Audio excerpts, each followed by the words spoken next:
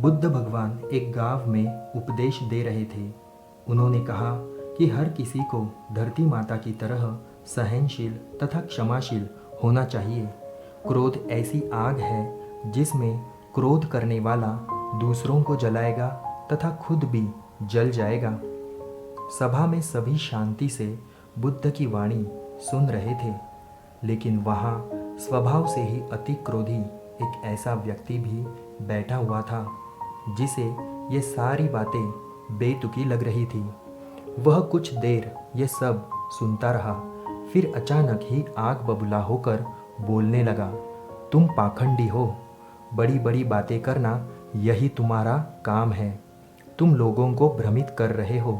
तुम्हारी ये बातें आज के समय में कोई मायने नहीं रखती। ऐसे कई कटु वचन सुनकर भी बुद्ध शांत रहे। अपनी बातों से ना तो वह दुखी हुए, ना ही कोई प्रतिक्रिया की। यह देखकर वह व्यक्ति और भी क्रोधित हो गया और उसने बुद्ध के मुंह पर थूक कर वहाँ से चला गया।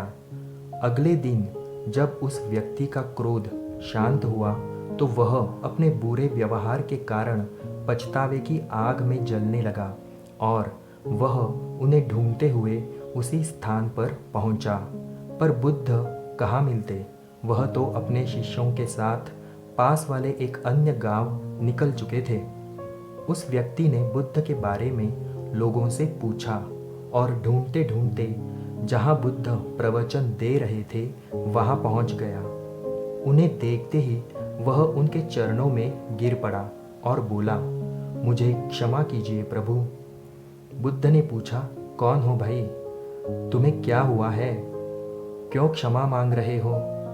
उसने कहा, क्या आप भूल गए? मैं वही हूँ जिसने कल आपके साथ बहुत बुरा व्यवहार किया था। मैं शर्मिंदा हूँ। मैं मेरे दुष्ट आचरण की क्षमा याचना करने आया हूँ। भगवान बुद्ध ने प्रेम पूर्वक कहा, बीता हुआ कल तो मैं वही छोड़कर आ गया था और तुम अभी भी वही अटके हुए हो। तुम्हें अपनी गलती का आभास हो गया। तुमने पश्चाताप कर लिया। तुम निर्मल हो चुके हो। अब तुम आज में प्रवेश करो। बुरी बातें तथा बुरी घटनाएं याद करते रहने से वर्तमान और भविष्य दोनों बिगड़ते जाते हैं। बीते हुए कल के कारण आज को मत बिगाड़ो। उस व्यक्ति का सारा बोझ उतर गया।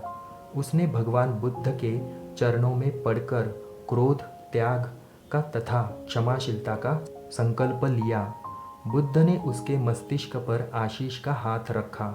उस दिन से उसमें परिवर्तन आ गया और उसके जीवन में सत्य, प्रेम व करुणा की धारा बहने लगी। मित्रों, बहुत बार हम भूत में की गई किसी गलती के बारे में सोचकर बार बार दुखी होते और खुद को कोसते हैं। हमें ऐसा कभी नहीं करना चाहिए। गलती का बोध हो जाने पर हमें उसे कभी ना दोहराने का संकल्प लेना चाहिए और एक नई ऊर्जा के साथ वर्तमान को सुदृढ़ बनाना चाहिए। धन्यवाद।